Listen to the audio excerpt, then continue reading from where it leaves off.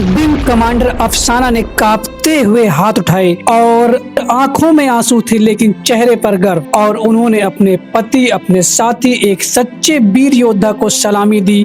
उस पल एक पत्नी नहीं, एक सैनिक खड़ी थी जो टूट चुकी थी लेकिन बिखरी नहीं थी। देश ने उस दृश्य में शौर्य भी देखा और असीम पीड़ा भी। उनकी बेटी जो शायद समझ भी नहीं सकती थी कि उसके पापा अब कभी घर नहीं आएंगे, माँ की वर्दी को पकड़कर खामोश खड़ी थी। किसी ने कुछ नहीं कहा क्योंकि उस परिवार का दर्द शब्दों से बड़ा था।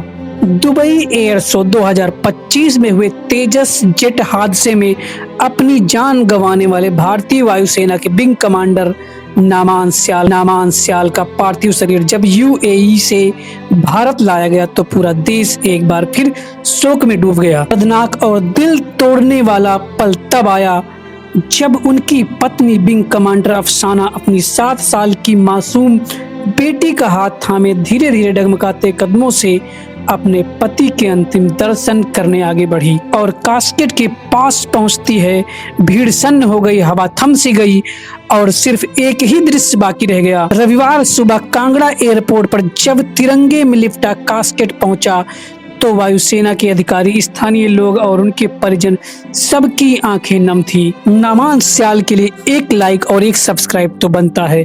जय हिंद।